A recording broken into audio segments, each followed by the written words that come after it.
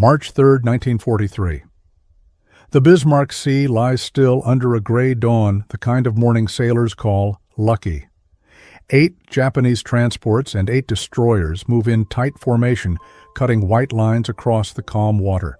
On the bridge of the flagship, Rear Admiral Masatomi Kimura lifts his binoculars, convinced this voyage will be routine. For a year, convoys have sailed these same waters unchallenged, and Japan's officers believe the ocean itself belongs to them. Below decks, soldiers of the 51st Division rest among crates of rice and ammunition, whispering that by sunset they will reach Leh and rejoin the war. But across the horizon, unseen by any lookout engines already growling, American bombers are rising from the runways of New Guinea. They are B-25 Mitchell's machines the Japanese think they understand. What they cannot imagine is that these bombers are no longer bombers at all. In Australian workshops, mechanics have ripped out the bombardier seats and welded 8 50 caliber guns into their noses. The result is something monstrous, a flying saw of metal and fire built to rip ships apart at wave height. For the men aboard Kimura's convoy, that nightmare is only hours away. They believe their umbrella of steel, hundreds of 25mm guns and 5-inch mounts can stop anything with wings. What they don't know is that no amount of steel can stop what's coming. If you were standing on that deck, staring into a peaceful sea, could you sense that this calm would soon vanish in flame? Could you imagine your ship cut in half by aircraft you once dismissed as harmless?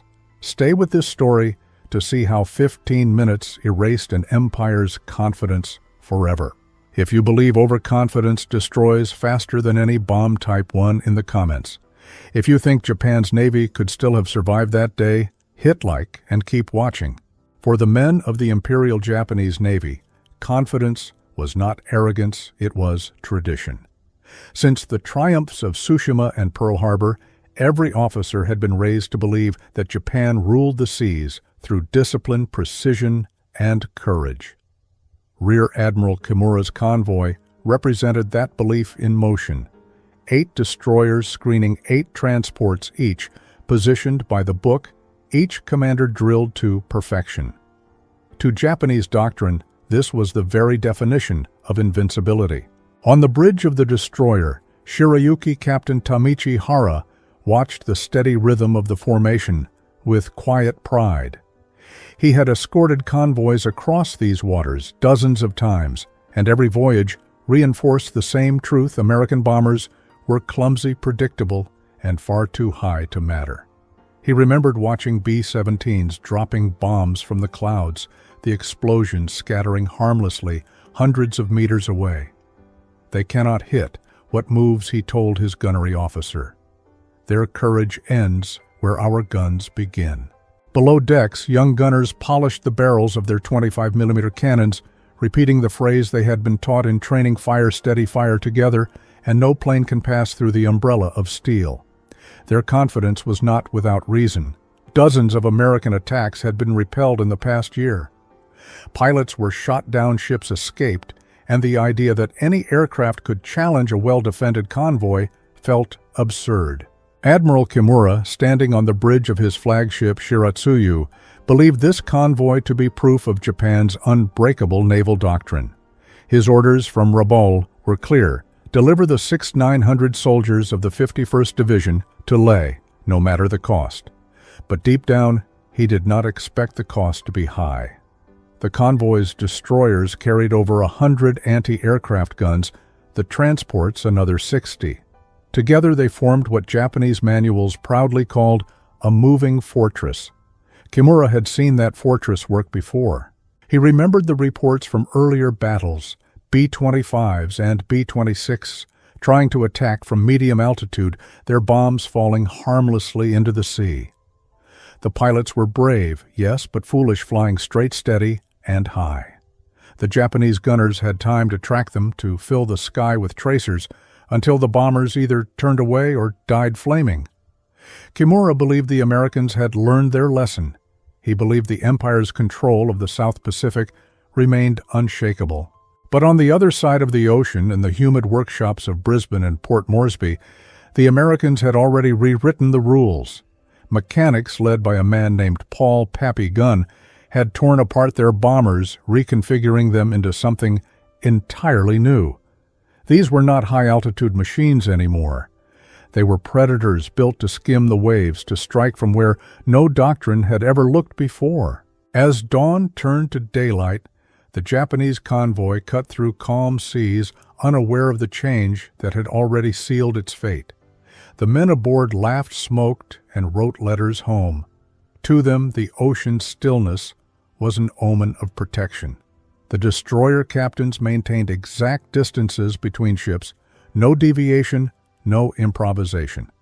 Discipline was the Empire's strength, and following the manual had kept them alive this long. When the first scout reports arrived, American aircraft detected far to the south, no one panicked. The officers on the bridge exchanged confident smiles. "Routine harassment," one said. "Let them come." Kimura gave no new orders. The guns were manned, the lookouts alert.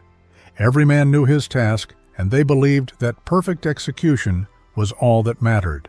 This was the tragedy of confidence, the inability to imagine that the enemy could think differently.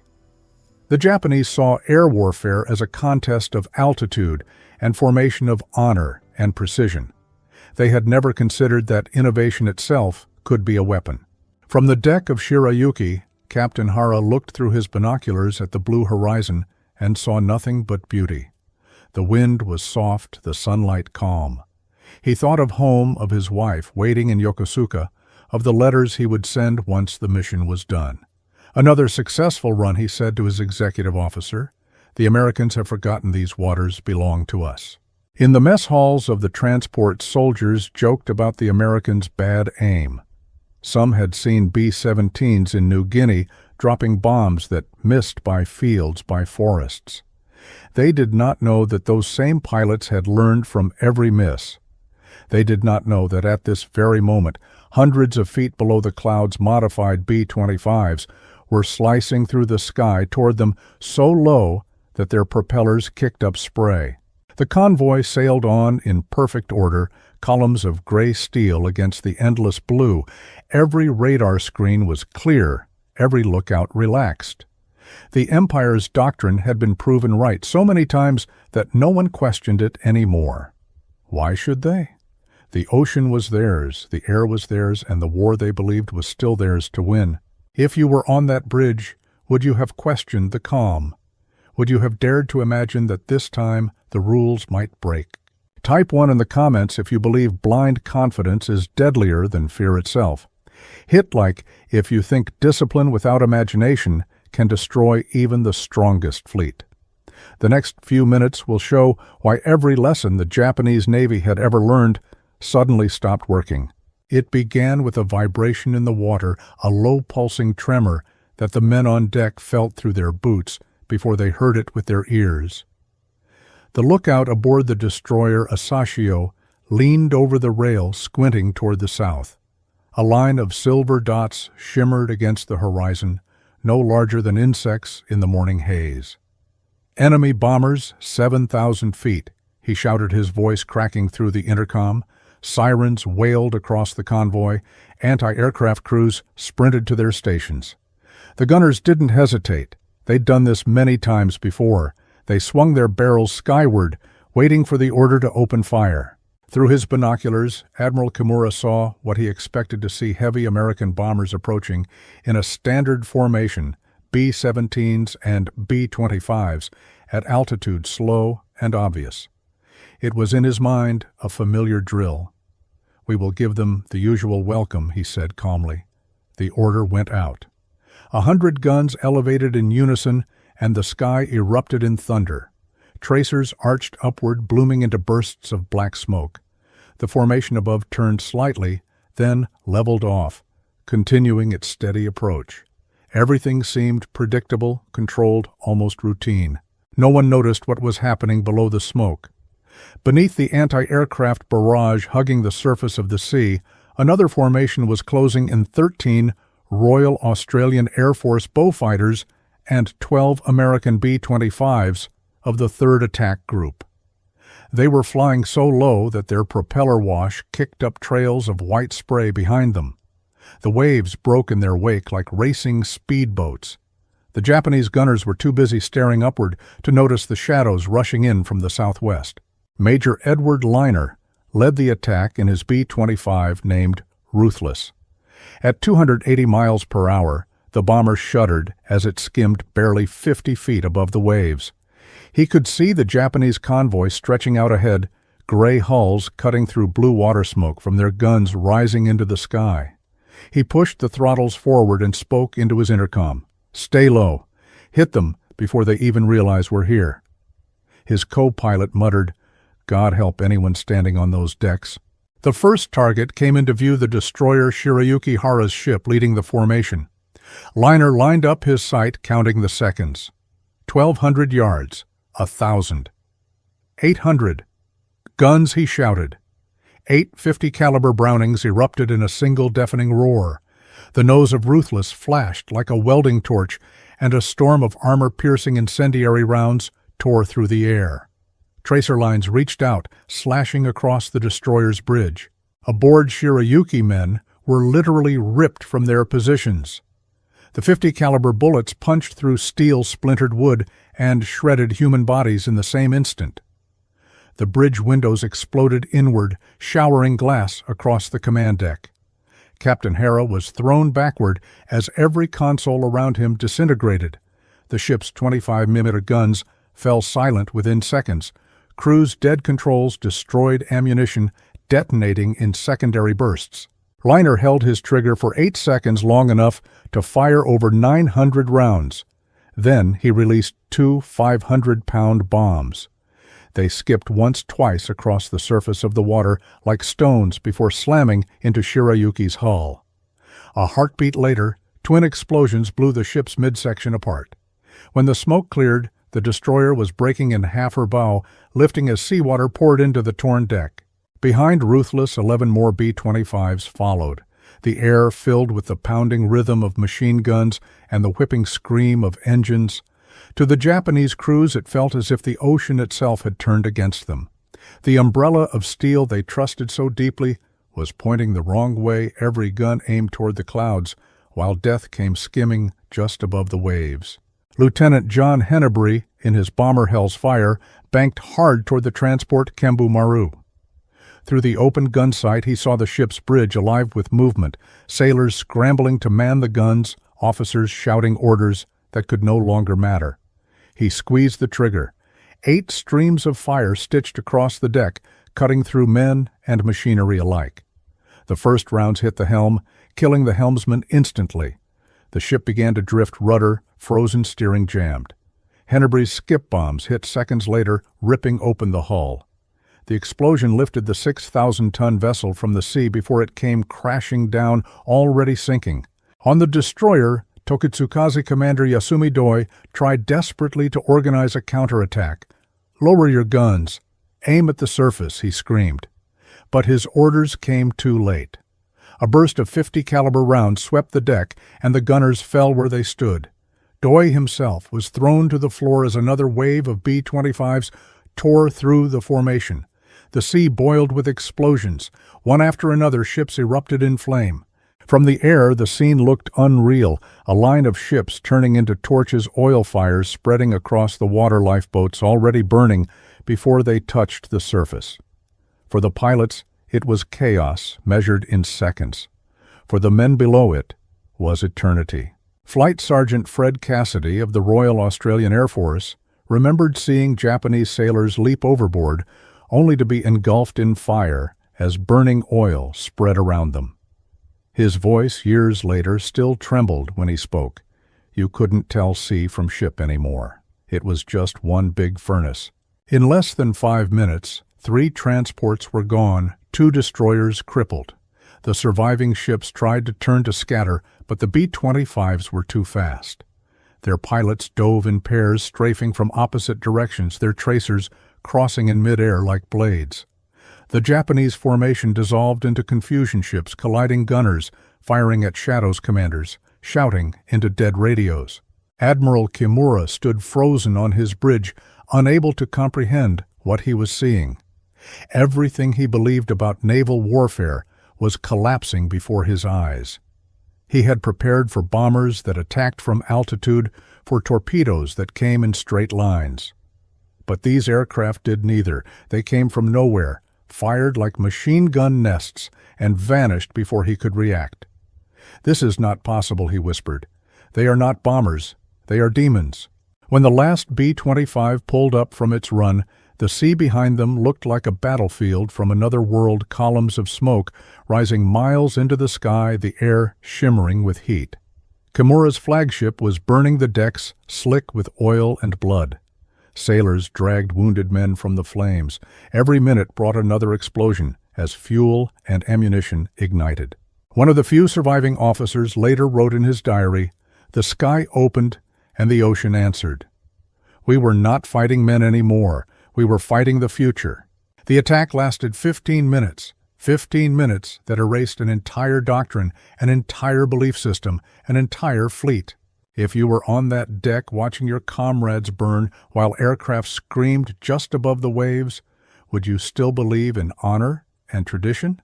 Or would you finally understand that survival belongs to those who adapt first?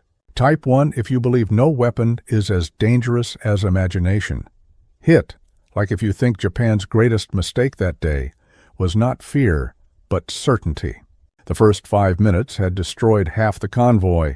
The next 10 would erase the rest. The calm blue of the Bismarck Sea was gone, replaced by fire oil and the stench of burning metal. From above it looked as though the ocean itself had been set ablaze, black smoke curling into the sky, reflecting orange flames that danced across the waves. For the men trapped below deck, there was no sky, no sea, only the sound of screaming steel and the hammering of 50-caliber bullets against iron walls.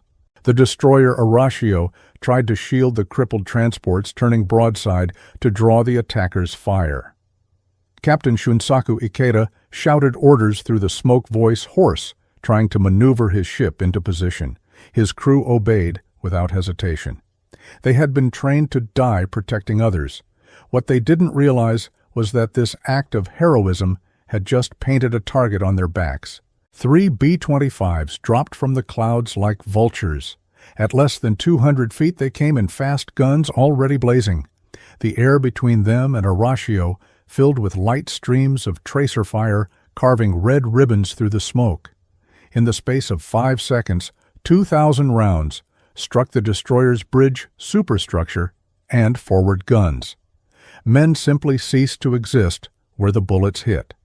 Control cables were shredded, gun mounts melted into slag. When the skip bombs hit, Arashio buckled midship, her engine rooms rupturing with a roar that split the hull apart. The shock wave rolled across the water, knocking men overboard and flipping lifeboats. Pieces of steel the size of doors rained down across the burning sea. Admiral Kimura watched from his flagship as Arashio drifted ablaze, colliding with the transport Nojima. The two ships locked together like dying beasts, feeding each other's fires. Within minutes, both disappeared beneath the surface. Kimura's radio operator screamed into his headset, calling for air support from Rabaul. There was no answer. The Japanese fighter escorts had taken off hours earlier, searching in the wrong direction for bombers that were never there. The B-25 attack had come from below the radar, too low to detect, too fast to intercept. Kimura realized the truth. Too late, the Americans had learned how to fight without being seen. The convoy had become a slaughterhouse. The water burned with leaking fuel. Explosions flared like thunderstorms across the horizon. Men jumped into the sea only to discover that the sea itself was on fire. Some tried to swim clear, their uniforms catching flames as oil clung to their skin. Others simply gave up, choosing to sink with their ships rather than face the burning water. From his bomber Hell's Fire, Lieutenant John Hennebrey banked hard to avoid the towering columns of smoke. He could see the entire convoy breaking apart below ships, colliding, explosions lighting the sky. It looked unreal, he later said, like the gates of hell opening on the ocean. He pulled his aircraft low for one more pass, guns flashing as he strafed the decks of a listing destroyer. "We weren't told to show mercy," he recalled. "Our orders were simple: leave nothing that floats." The B-25 gunners in the tail turrets raked lifeboats' engines thundering as they passed overhead. To them, it wasn't cruelty, it was duty. Intelligence reports had warned that any surviving troops might regroup and reach Lai. The mission wasn't just to sink ships, it was to annihilate the reinforcements that would fight tomorrow. Commander Yasumi Doi aboard Tokitsukaze tried once more to rally his men. The destroyer was engulfed in fire, her main guns silent. He grabbed a burned signalman by the shoulders. "Keep firing," he shouted, even though there was nothing left to fire. His voice cracked under the heat and smoke. Seconds later, a burst of 50 caliber rounds ripped through the bridge. Doi fell instantly, his final command dying on his lips. On Kembumaru, hundreds of soldiers from the 51st Division were trapped below deck. The compartments filled with smoke as the ship began to list. Someone screamed that the engines were flooding. Another shouted that the bulkheads were melting. In the darkness, men clawed at sealed hatches, beating them with their rifles, begging to be let out. The screams were drowned out by the roar of another explosion. Major Edward Liner circled his bomber Ruthless back toward the convoy, his eyes scanning the chaos below. "We hit them dead center," his gunner said. "They're finished." Liner didn't answer. He could see the burning bodies in the water, the survivors waving frantically for rescue. He knew there would be no rescue. "They'd have done the same to us," he muttered, and turned his aircraft south. By the 10th minute, the Japanese formation no longer existed. What had begun as a fleet was now a graveyard. 7 transports were burning or sinking, their black plumes merging into one vast cloud. The remaining destroyers circled helplessly, trying to pick up survivors while dodging bombs that still fell among them. The noise was constant: machine guns, explosions, and the hiss of fire meeting seawater, the smell of cordite and burning flesh, mixed with the sharp tang of salt. Admiral Kimura clung to the rail of his flagship, coughing from the smoke. His face was streaked with soot, his uniform soaked with sweat. The voice of a junior officer broke through the chaos. "Admiral, should we retreat?" Kimura turned to him, eyes blank. "Retreat to where?" he asked quietly. "There is no convoy left to protect." At that moment, a bomb struck the sea beside the flagship, the explosion lifting the ship out of the water. The blast wave shattered windows, ripped antennas from their mounts, and hurled men across the deck. Kimura was thrown to his knees, his cap lost to the wind. When he rose, he saw his communications tower bent like a broken mast. He knew then that the Imperial Navy's pride had been broken the same way. Farther astern, the transport Ogawa Maru tried to escape by turning broadside. That decision sealed its fate. Lieutenant Donald McCullers' bomber Sleepy Time Gal approached from the beam, 8 guns blazing. The rounds tore through the hull, igniting fuel and ammunition. Secondary explosions ripped the ship in half, the blast echoing for miles.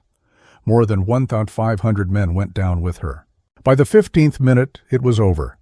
The last B-25s pulled away, climbing back toward the clouds. The air behind them shimmered with heat and smoke. Below, the ocean burned.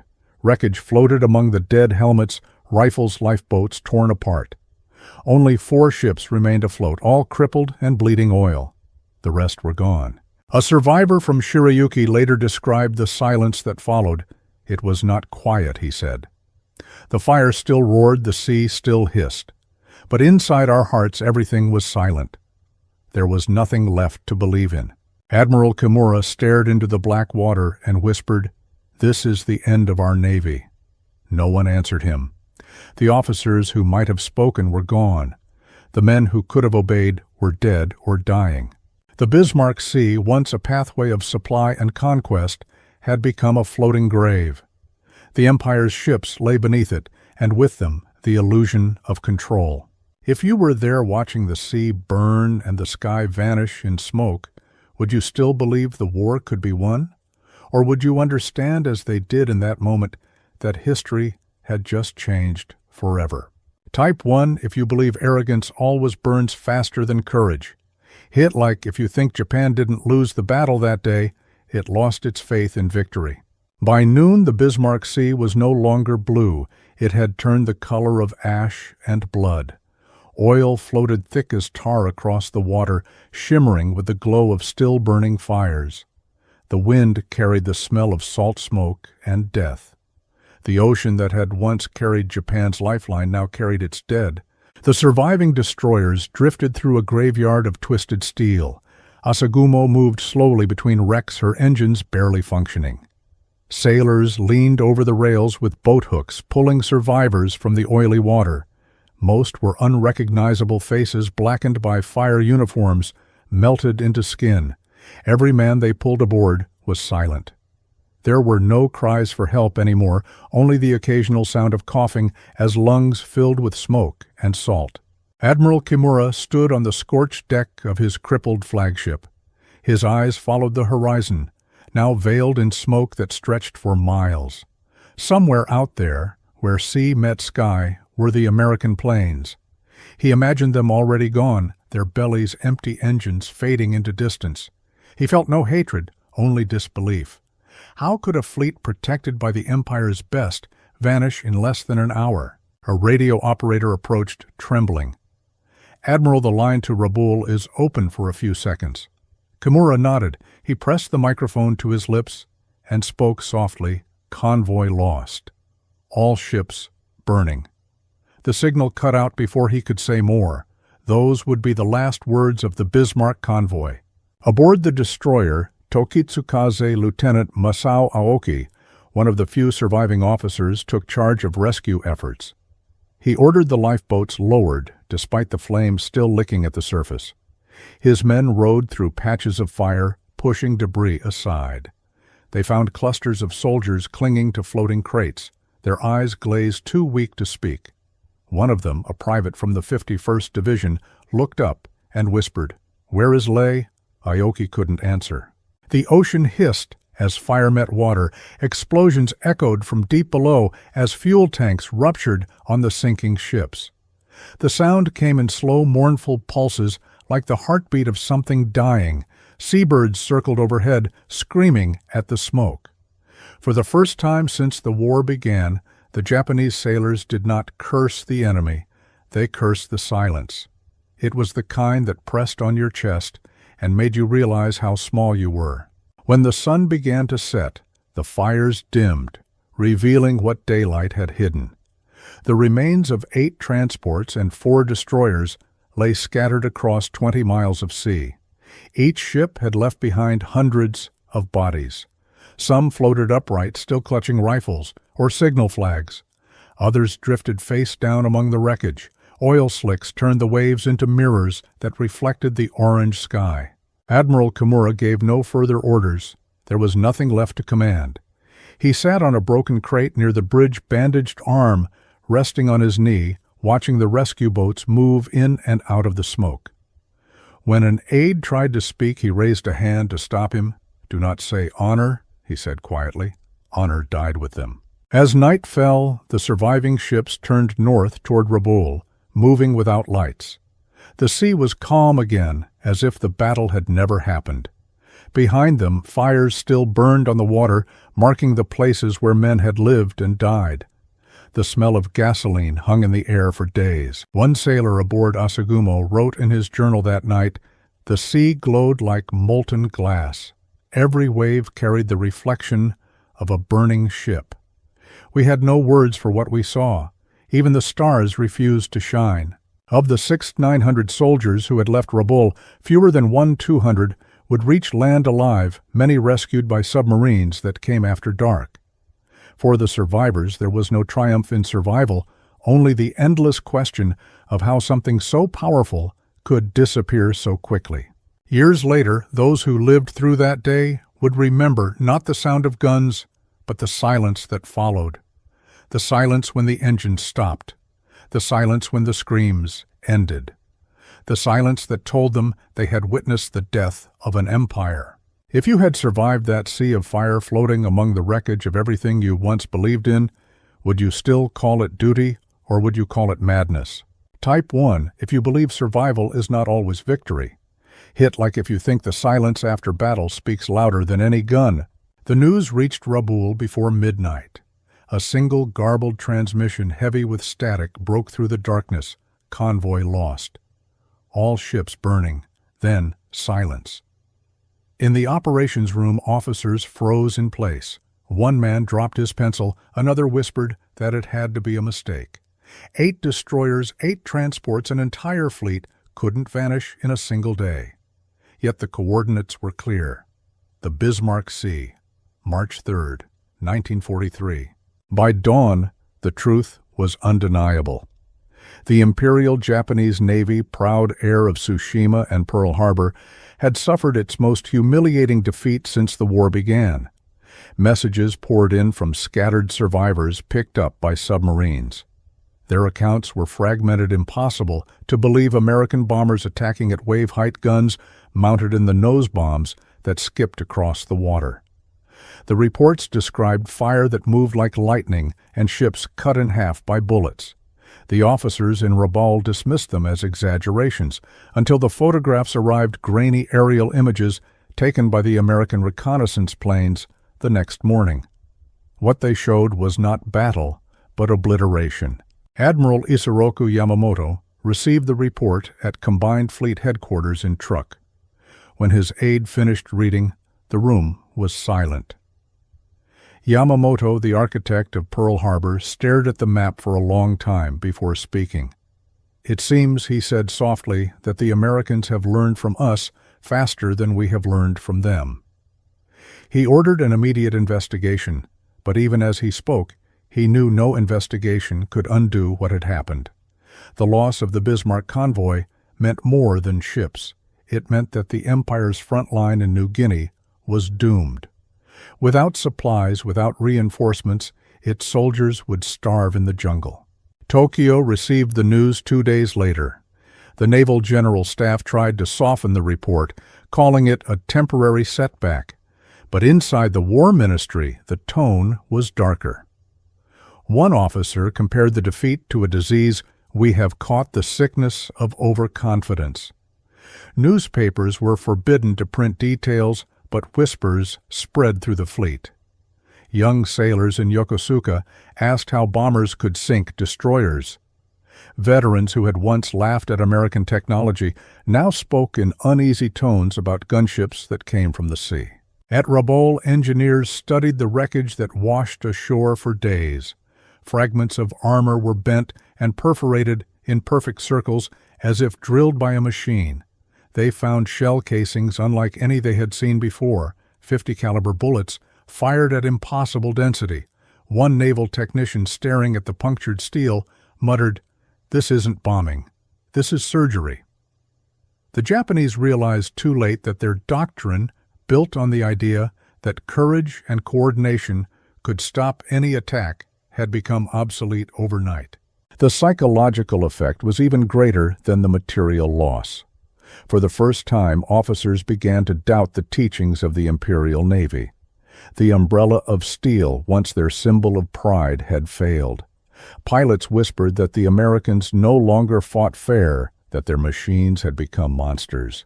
Sailors who survived refused to speak of the battle. Some would not board another ship again. Yamamoto knew what that silence meant. He gathered his staff and said, "The ocean that once protected us now belongs to them." He understood that Japan's advantage, the ability to move men and supplies freely across the Pacific, was gone. From that day forward, the sea would belong to whoever controlled the air above it, and that would never again be Japan. In less than 15 minutes, American innovation had erased decades of Japanese doctrine. The Empire's ships still floated in harbors, but their purpose had died in the Bismarck Sea. If you were one of those officers reading that report, seeing your Navy undone by mechanics in a workshop thousands of miles away, would you blame fate, or would you admit that pride had blinded you? Type 1, if you believe pride destroys faster than the enemy's fire. Hit like if you think every empire ends the moment it stops learning.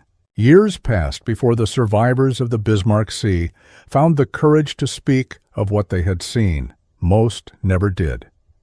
Those who returned to Japan carried the memories like old wounds, silent, invisible, but impossible to forget.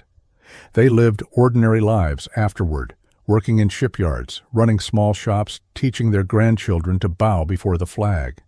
But when someone asked about the war, they always hesitated at the same moment, the morning of March 3, 1943. For Admiral Masatomi Kimura, the silence became his punishment. After the war, he was questioned by Allied officers who wanted to understand how the convoy had been destroyed so completely. His answers were short. "We underestimated them," he said. "We believed in the wrong things." When they asked what he meant, he replied, "We believed discipline was stronger than imagination." He spent the rest of his life by the sea in Kagoshima, walking the docks at dawn, staring at the horizon that had once betrayed him. Lieutenant Masao Aoki, who had commanded the rescue boats that day, wrote in his diary years later, "What defeated us was not their firepower. It was their ability to change."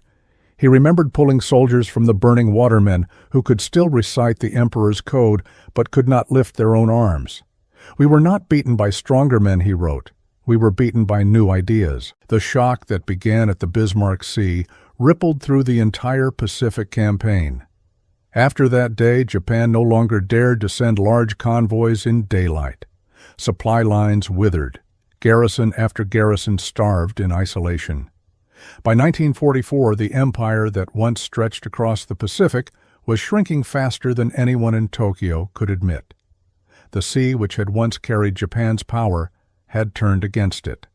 Every wave reminded them of what was lost: confidence, pride, and the illusion of control. In American reports, the victory was described in statistics: 8 transports and 4 destroyers sunk nearly 7,000 soldiers, killed 15 minutes of combat. But for the men who flew those B-25s, it wasn't just numbers. It was the moment they realized how quickly invention could change the shape of war. Paul "Pappy" Gunn, the mechanic who had first welded those guns into the nose of a bomber, received no parade, no glory. But the pilots who used his creation called him a genius. One of them later said, "He gave us a weapon that didn't just win battles, it changed the way we fought forever." History would remember the B-25 not for elegance or beauty, but for what it represented: a new kind of warfare where adaptation mattered more than tradition. The Japanese had entered the war believing in honor and doctrine. The Americans ended it by believing in curiosity and experiment. Between those two beliefs lay the difference between empire and ashes. In the decades that followed, historians would call the Battle of the Bismarck Sea a turning point. But for the men who lived through it, it was something deeper. It was the moment they understood that courage alone cannot save you if you refuse to see change coming. Technology, intelligence, and imagination, these had replaced the sword and the code. One Japanese survivor, now an old man, once said during an interview, "When I saw the sea on fire, I thought it was the end of the world. But now I know it was just the end of ours." He paused before adding, "I am glad they taught us that lesson, even if it cost us everything." That lesson became the quiet legacy of the Bismarck Sea, the idea that survival in any age belongs not to the strongest, but to those who can adapt the fastest. Every invention, every improvement, every act of imagination carries the same truth that burned on that sea: evolution always wins. If you were standing there today on the same horizon where ships once burned, and you looked across the calm water, would you still see a battlefield or a warning? Type 1 if you believe the future always belongs to those who dare to change. Hit like if you think the Bismarck Sea wasn't just the death of a fleet, but the beginning of modern warfare and the end of blind faith in tradition. October 1943. Over the gray skies of northern Germany, the air smelled of cordite and freezing oil. Lieutenant Karl Meissner of Jagdgeschwader 26 guided his damaged FD-190 back toward the airfield at Oldenburg. His gloved hands trembled on the control stick. He had fired every round he carried at the American formation B-17s, the Flying Fortresses, that had been easy prey for months, and yet this time they hadn't gone down. "I hit them," he muttered into his oxygen mask. "I saw the tracers walk across the fuselage, but they kept flying."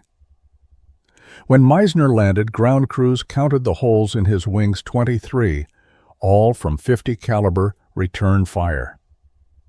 For the first time since the bombing campaign began, the hunter felt hunted. In the ready room, the mood was uneasy.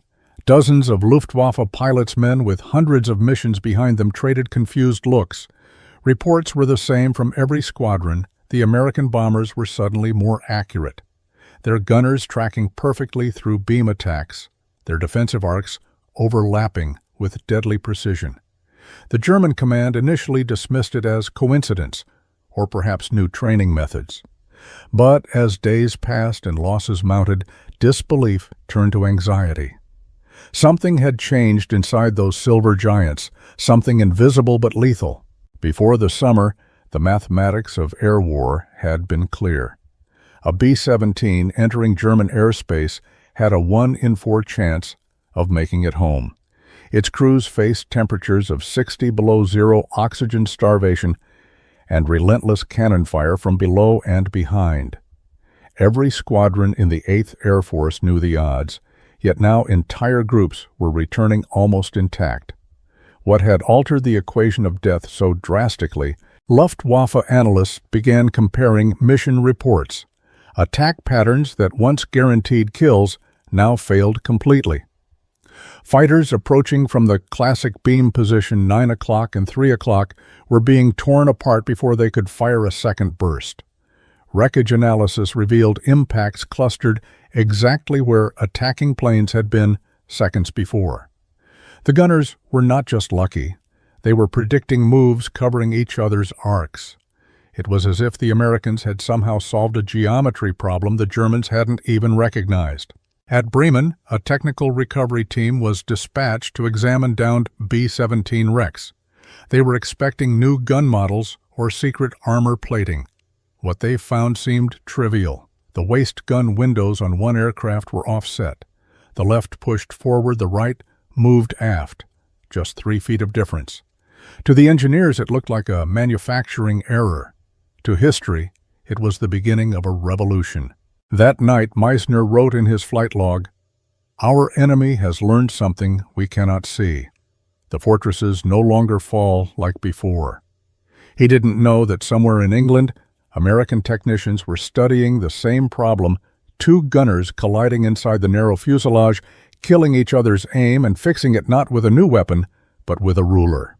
In the mess hall, a mechanic joked bitterly, "Maybe they changed their luck." Another replied, "No. They changed their minds." The laughter that followed was nervous, brittle, the kind soldiers use when they sense the tide turning. Across the continent, the 8th Air Force was preparing for another daylight raid. The Germans, confident as always, believed they understood their enemy's weakness. Within weeks, that confidence would shatter. If you had been one of those engineers in Bremen, staring at the wreckage of an aircraft that refused to die, what would you have thought? Was it a new weapon? Or just luck? Type 1 if you would blame technology, Type 0 if you would call it fate. At dawn, a thin mist hung over the airfield at Bremen. The skeletal remains of a downed B-17 lay scattered across the grass, its aluminum skin glinting like broken mirrors. Engineers from the Luftwaffe's Technical Inspection Division arrived with clipboards, calipers, and silent disbelief. For months, these men had studied the wreckage of American bombers as trophies, confident that every burned-out fuselage confirmed German superiority, but this one felt different. The plane had absorbed impossible punishment, its tail shredded, its wings torn open, yet the internal compartments remained eerily intact.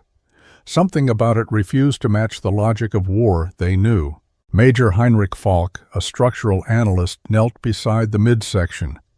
"Look here," he said quietly. The left waist window sat farther forward than expected, just enough to make the geometry awkward. Measuring tape stretched across the fuselage showed a displacement of 90 centimeters. The right window was moved backward by nearly the same distance. "It's asymmetrical," one assistant muttered. Falk frowned. American factories don't make mistakes like this. They build by the thousands. If it's here, it's deliberate. He ordered every detail sketched, every rivet measured, and the fragment sent to Berlin for comparison. The data returned days later confirmed the anomaly. The offset design appeared in several newly recovered aircraft. That ruled out coincidence. But what purpose could it serve? The report speculated on gun synchronization, airflow management, even weight balance. None of it fit the evidence. Then, a recovered combat film from a German gun camera provided the missing clue. Two waist gunners could be seen firing simultaneously, their arcs no longer colliding. The new arrangement allowed each to swing his weapon without striking the other. The spacing, barely 3 feet, was enough to grant independent movement. Engineers began reconstructing the likely effect. Before the change, gunner interference caused catastrophic failures in defense. Ammunition belts tangled mid-combat. Oxygen hoses snapped when men collided inside the narrow 10-foot compartment. Frozen fingers fumbled at controls while fighters screamed past at 400 miles an hour. Dozens of crews had died, not from enemy fire, but from their own cramped design. The staggered configuration, though simple, eliminated the chaos. It was a mechanical version of breathing room. By late October, German intelligence noticed a mathematical trend. In raids over Schweinfurt and Marienburg, the proportion of bombers lost per sortie had dropped from 30% to 12%. For a weapon of attrition like the B-17 campaign, such numbers were transformative. Each percentage point meant hundreds of airmen living another day and hundreds more German fighters required to achieve the same results. Within the staff rooms of the Reichsluftfahrtministerium, the term Cheyenne configuration began appearing in intercepted memos. No one yet understood its origin. They only knew it worked. Falk's next report to Berlin read like a confession. Enemy survivability has doubled, caused structural modification to waist gun stations. Consequence, all previous tactical doctrines invalid. He concluded with a line that unsettled every officer who read it. They fix their flaws faster than we can exploit them. At mess that night, the pilots argued about the discovery. Some dismissed it. A window cannot win a war. Others stared at the casualty board knowing the numbers didn't lie. One ace whispered, "They don't need new planes. They only need to learn." That sentence spread through the unit like a rumor of defeat. On the front line of the air war, perception mattered as much as bullets. The men who once joked about flying barns were now watching those barns turn into floating gun platforms. For every fortress shot down, 2 more seemed to return the next morning, repaired, improved, and angrier. If you were standing among those engineers realizing that a single misaligned window had rewritten the odds of survival, what would you feel, admiration or dread type 1? If you would respect that brilliance type 0, if you would fear what it meant for the war ahead. By November 1943, what began as an unnoticed adjustment in a single airframe had turned into a full-scale industrial transformation. Across the Atlantic at Boeing's Plant 2 in Seattle, draftsmen redrew blueprints overnight. At Douglas Aircraft in Long Beach and Vega in Burbank, foremen walked the assembly lines with new orders stamped Priority 1. The directive was brutally simple.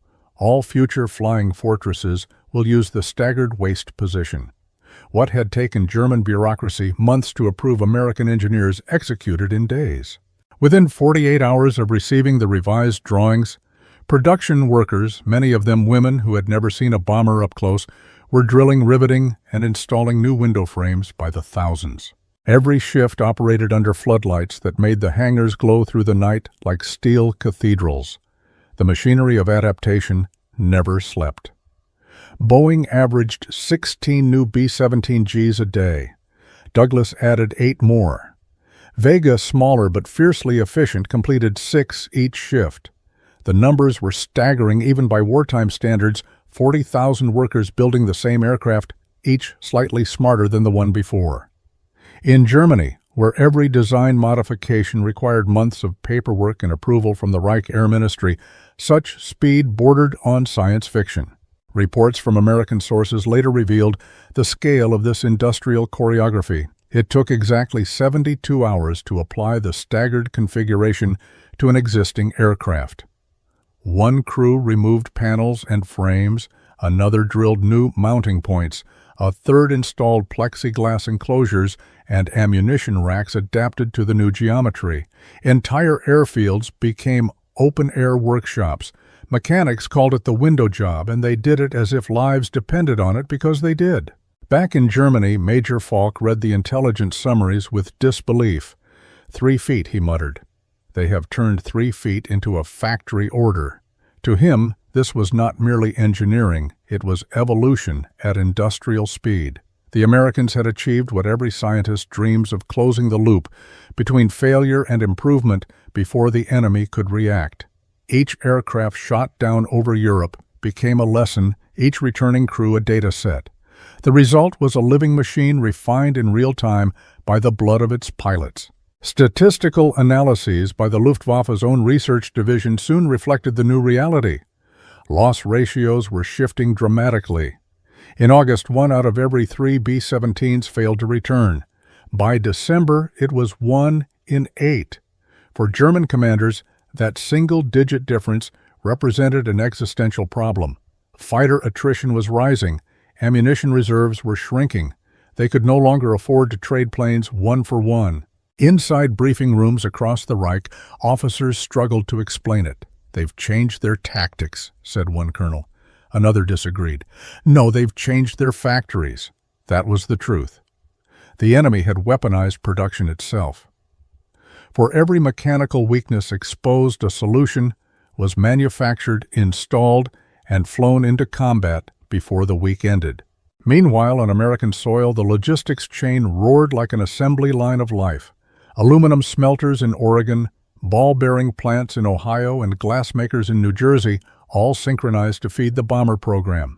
Newspapers boasted of the fortress that learns, but for the men fighting over Europe, that learning came at a human cost, measured in burning wrecks and empty bunks.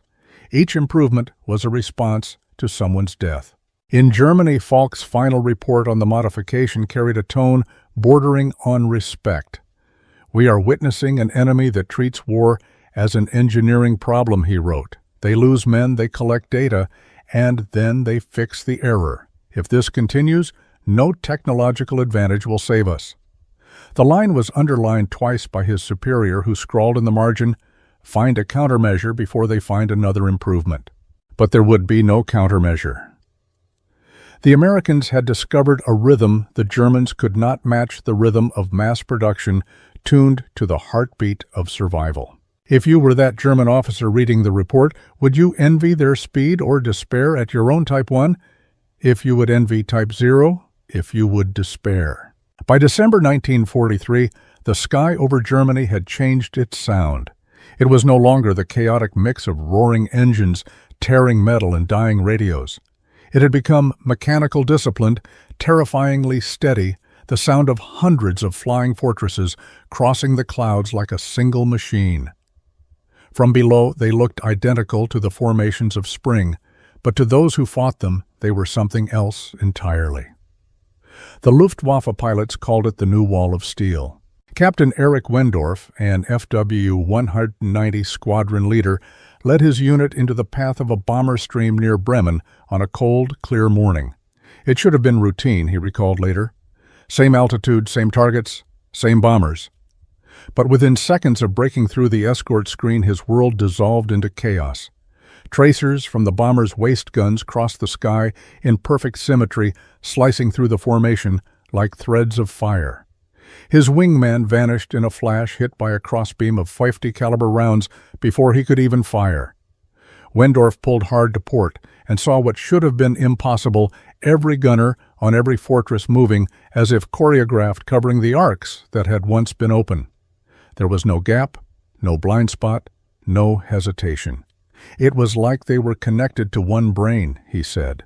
The German reports that day recorded the same phenomenon across multiple units.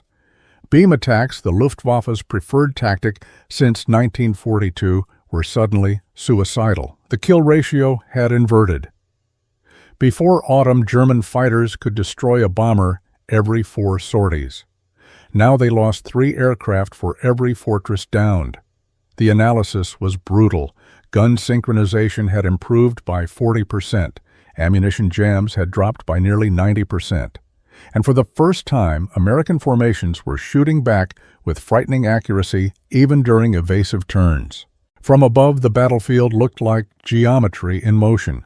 Luftwaffe observers described cross-sections of firepower that blanketed the air. When a German fighter rolled in for attack, his silhouette passed through multiple defensive cones, each from a different waist position. What the Germans didn't know was that these cones no longer overlapped destructively.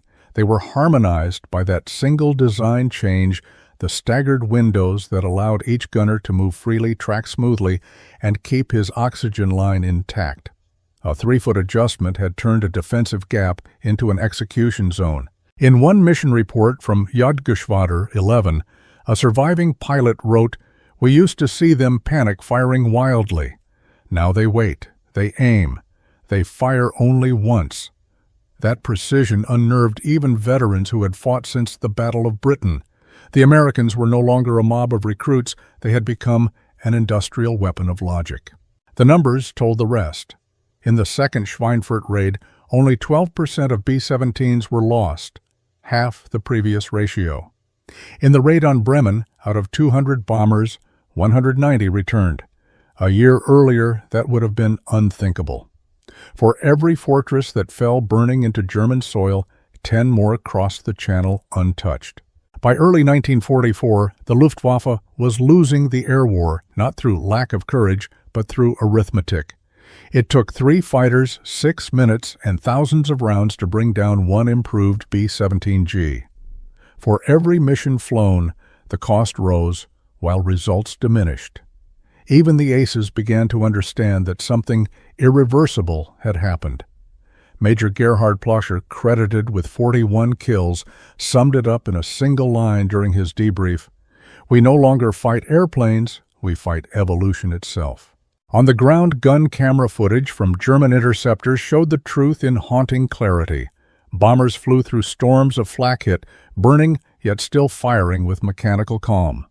In Berlin, officers studying the films noticed the same details again and again: 2 waist gunners moving independently, never colliding, never hesitating. The new pattern was as unmistakable as it was devastating. After one mission, a surviving pilot sat in silence beside his wrecked fighter. "We used to laugh at their courage," he said quietly. "Now we fear their efficiency." He was not alone. Across the Luftwaffe, morale began to fracture under an invisible weight. The fortresses were no longer victims, they were predators in formation, and the sky that once belonged to Germany was slowly turning American. If you were that pilot watching your friends vanish into that endless rain of .50 caliber fire, what would frighten you more, their guns or their discipline? Type 1, if you'd fear the firepower. Type 0, if you'd fear the mind behind it.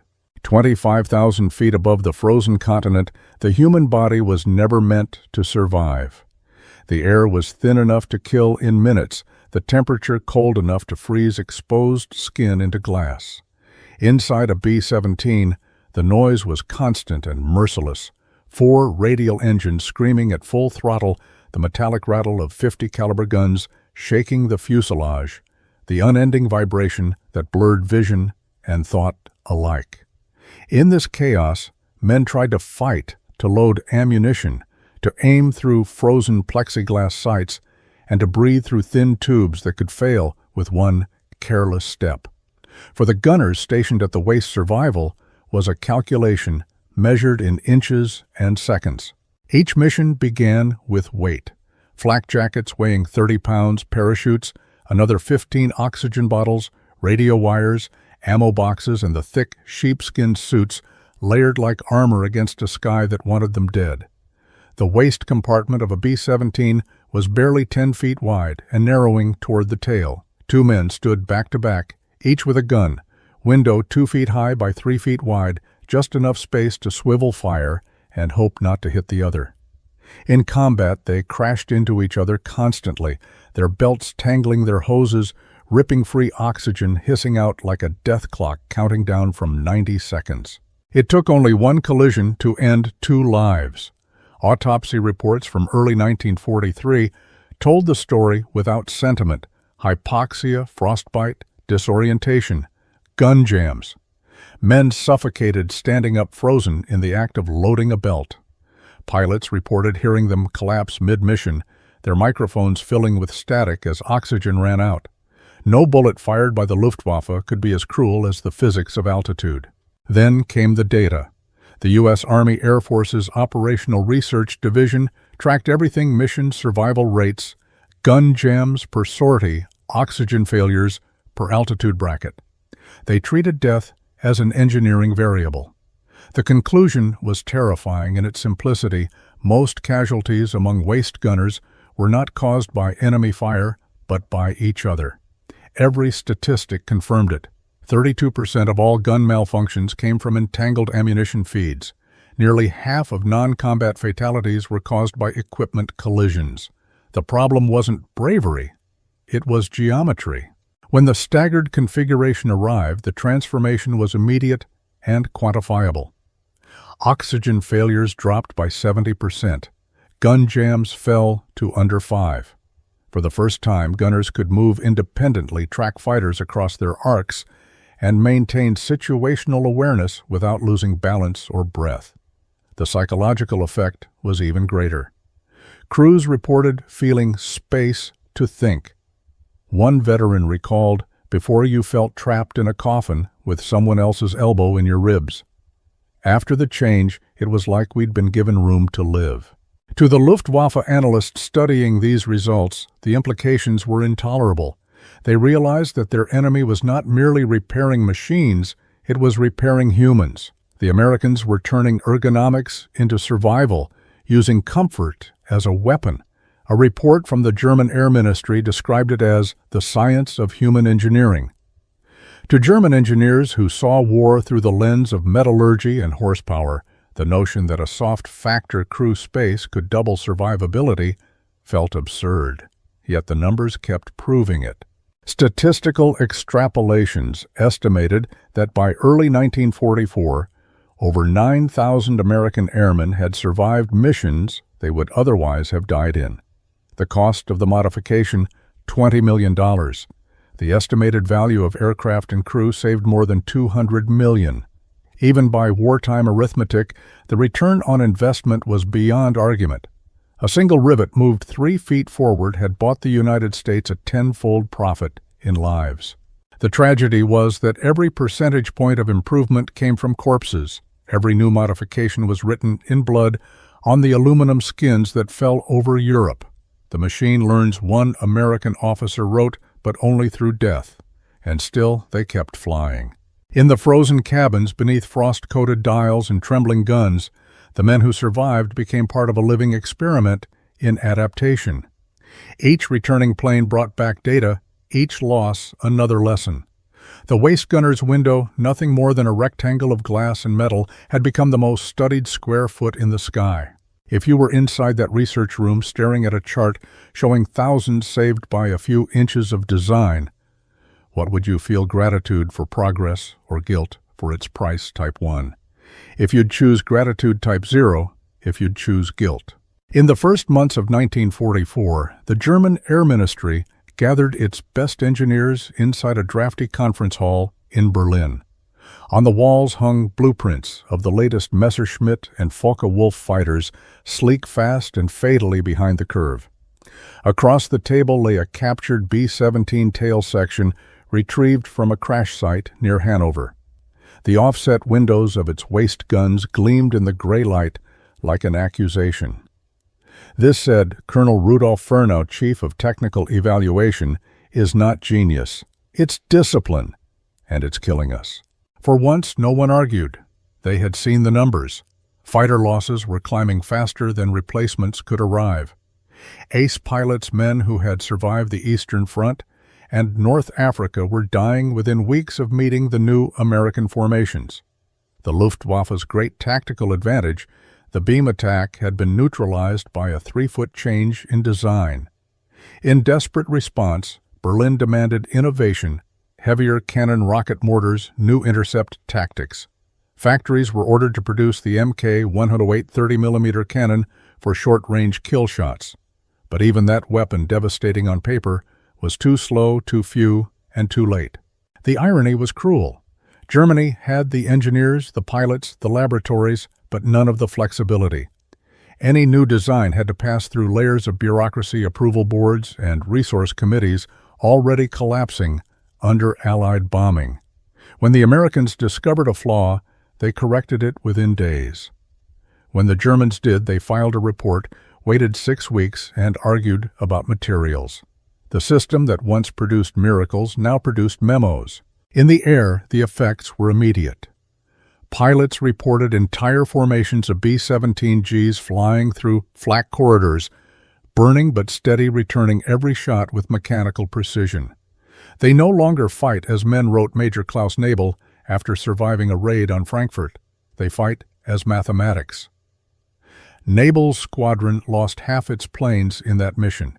His report concluded with a line that haunted his superiors.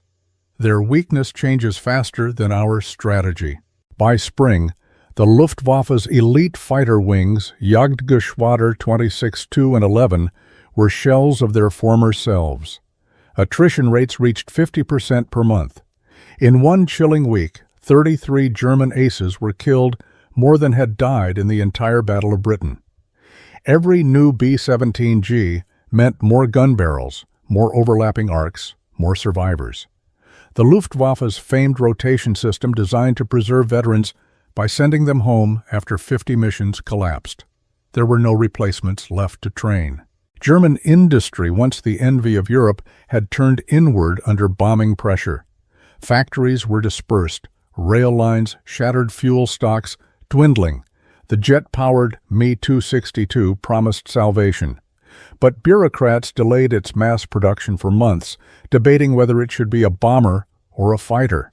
Meanwhile, America built 10,000 propeller planes that worked. Inside, the Reich morale cracked. Pilots stopped believing in victory. Mechanics recycled aluminum from destroyed aircraft, melting down yesterday's losses to build tomorrow's targets. "We are chasing ghosts," one wrote in his diary. "For everyone we shoot, 2 return smarter." What stung most was not defeat in combat, but defeat in thought. The Germans began to realize that the Americans didn't fear failure. They weaponized it. Each mistake became a prototype. Each casualty became data. In a letter intercepted by Allied intelligence, a captured engineer confessed, "We have been trained to perfect, not to adapt. They adapt faster than we can perfect." By the summer of 1944, the German High Command could no longer hide the truth. The Luftwaffe had lost command of the air. Its greatest minds were designing new weapons that would never reach the front, while its enemies were redesigning reality, one modification at a time. At a debriefing, Colonel Furnau stared at the battered B-17 sections still hanging on the wall. "If we had their factories," he murmured, "we might have won." Then, after a pause, he corrected himself. "No, if we had their humility to learn, we would have never needed to." The lesson came too late. If you were in that Berlin conference room surrounded by brilliant men who understood everything except how to change, what would you feel, pride in your machines or shame for your blindness, type 1? If you'd feel pride, type 0. If you'd feel shame. April 1945. The air over Europe was no longer filled with the thunder of engines, but with silence. Cities that had once glowed under searchlights now lay in ashes. In the ruins of Bremen, where engineers had once studied captured bombers, a handful of survivors walked through hangars that smelled of burnt aluminum and oil. Among the twisted remains of aircraft, someone found a fragment of a B-17 fuselage, the waist section, the offset windows still visible beneath layers of soot. The war was ending, and the symbol of defeat was not a new weapon or a failed strategy, but 2 windows slightly misaligned, perfectly designed. Across the Channel, the 8th Air Force was flying its final missions. The men who had once counted survival in percentages now watched the horizon knowing they would live to see home. In 1943, the odds of surviving 25 missions were less than 1 in 4. By 1945, they were better than even. That shift was not the result of miracle technology or divine protection. It was born from relentless correction, from the refusal to repeat the same mistake twice. The Americans had turned learning itself into a weapon. In the aftermath, analysts traced the change back to one detail: the staggered window design implemented in mid-1943. They calculated the cost $20 million, and the result, 800 aircraft, saved 9,000 men returned alive. In any ledger, that equation would be called profit. But those who fought in the sky never spoke of profit. They spoke of grace, of the strange mercy found in the fact that one engineer's small insight could spare thousands of lives. For the Germans, the lesson was cruel and unforgettable. They had lost not because their machines were inferior, but because their minds were rigid. The same system that had once birthed the world's fastest jets and most advanced rockets had suffocated under its own perfectionism. The Americans made mistakes, openly fixed them publicly, and in doing so, made themselves unstoppable. They build, they fail. They build again, wrote one captured officer after the war. We built only to preserve pride, and pride cannot fly. When peace finally came, surviving airmen from both sides began to meet at reunions. They were older, softer, carrying ghosts instead of rifles. A German engineer who had examined downed B-17s during the war once stood beside a restored flying fortress at a museum in England. He traced the frame with his hand, stopping at the offset window. "This," he said, "is where we lost the war." The American veteran next to him shook his head. "No," he replied, "this is where we all learned something." By the 1950s, the lessons of the Flying Fortress had become doctrine. Every aircraft designed afterward, fighter-bomber transport, incorporated the principles first tested in those brutal years: ergonomics, field of fire, human factors. Modern aviation owes part of its logic to that one correction in 1943. Today, 12 B-17Gs remain airworthy. Tourists climb inside them, touch the plexiglass panels, and notice the asymmetry. Guides explain that these windows shifted just 3 feet, changed everything. Most nod politely. Few realize they are looking at the most valuable 3 feet of engineering ever built. For the men who lived through it, the memory never faded. They remembered the deafening noise, the smell of gunpowder, the frost forming inside their masks, and the moment when the chaos finally made sense, when each movement had space to breathe. What began as survival became evolution, and what began as desperation became doctrine. General Carl Spaatz later said, "The B-17G was not designed in factories, it was designed in combat. Every rivet, every patch of armor, every adjusted angle was written in blood and corrected in steel." That was America's real weapon, not power, not numbers, but the humility to change under fire. The ruins of Germany, the factories of America, and the skies that swallowed them both all bore witness to the same truth, that adaptation, not perfection, decides who endures. The window that saved men's lives was not just a mechanical fix. It was a mirror reflecting the difference between two civilizations, one obsessed with flawlessness, the other addicted to progress. If you stood before that old bomber today, looking through the glass that once faced death, what would you see, a relic of war or a lesson in survival? Type 1. If you believe victory belongs to those who learn faster, type 0. If you still believe it belongs to those who fight harder.